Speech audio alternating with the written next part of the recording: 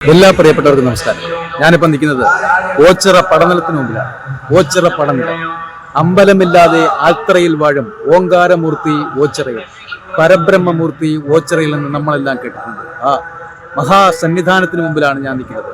ഓച്ചിറ എന്ന മഹാ പരബ്രഹ്മ സ്വരൂപത്തിന്റെ മണ്ണിൽ ഓച്ചിറ പടനിലത്ത് ഭഗവാനെ കാണുവാനായി വരുമ്പോൾ നമ്മളെ കാത്തു നിൽക്കുന്നത് നന്ദിയായിരിക്കും, ഭഗവാന്റെ വാഹനമായ നന്ദി.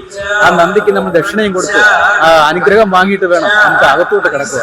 അതുപോലെ ഈ പരബ്രഹ്മ സന്നിധിയിലെ മറ്റൊരു വഴിപാടെന്ന് പറയുന്നത്, നമുക്ക് ശാരീരികമായിട്ട് എന്തെങ്കിലും അസ്വസ്ഥതയുണ്ടെങ്കിൽ നമുക്ക് ഇവിടെ ആൾരൂപമുണ്ട്. കൈയുണ്ട്, കാലുണ്ട്, കണ്ണുണ്ട്, ഇങ്ങനെയുള്ള ആൾരൂപമുണ്ട്.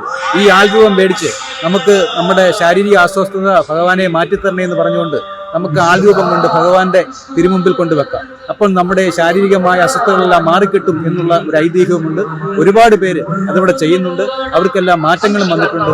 അങ്ങനെയുള്ള ഒരു മഹാപുണ്യസ്ഥാനമാണ് നമ്മുടെ ഓച്ചിറ പരബ്രഹ്മം കുടികൊള്ളുന്ന ഓച്ചിറ സന്നിധാനം.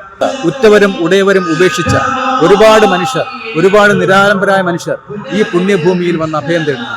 ഓച്ചിറ പരബ്രഹ്മത്തിന്റെ മുമ്പിലാണ് പലവരും വന്ന് അഭയം തേടുന്നത്. ഇവിടെ 3 നേരവും ഭക്ഷണമുണ്ട്, എല്ലാവിധ സൗകര്യങ്ങളുമുണ്ട്. അത്രയ്ക്ക് മഹത്തരമായ ഒരു പുണ്യഭൂമിയാണ് ഭഗവാൻ മഹേശ്വരൻ കുടികൊള്ളുന്ന ഓച്ചിറ പരബ്രഹ്മ സന്നിധി. ഒരു പ്രാവശ്യമെങ്കിലും ഈ മഹാപുണ്യഭൂമിയിൽ ഒന്ന് വരണം. ഓച്ചിറ പടനിലത്ത് വന്നിരുന്ന് കുറച്ച് കാഴ്ചകൾ കാണണം.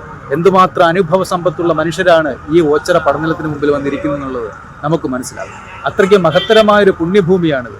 ഈ ഓച്ചിറ പടനിലത്തിൽ ഒരു തവണയെങ്കിലും വന്ന് നിങ്ങൾ ഭഗവാന്റെ മുമ്പിൽ വന്ന് കൈകൂപ്പിയാൽ അത്രയ്ക്ക് അനുഗ്രഹമായിരിക്കും നിങ്ങൾക്ക് ഈ ഭഗവാൻ മഹാദേവൻ നിങ്ങൾക്ക് ചൊരിഞ്ഞു തരുന്നത്. അത്രയ്ക്ക് മഹാപുണ്യസ്ഥാനമാണ് ഈ ഓച്ചിറ പടനിലം. ഇത് കൊല്ലം ജില്ലയിലാണ് സ്ഥിതി ചെയ്യുന്നത്.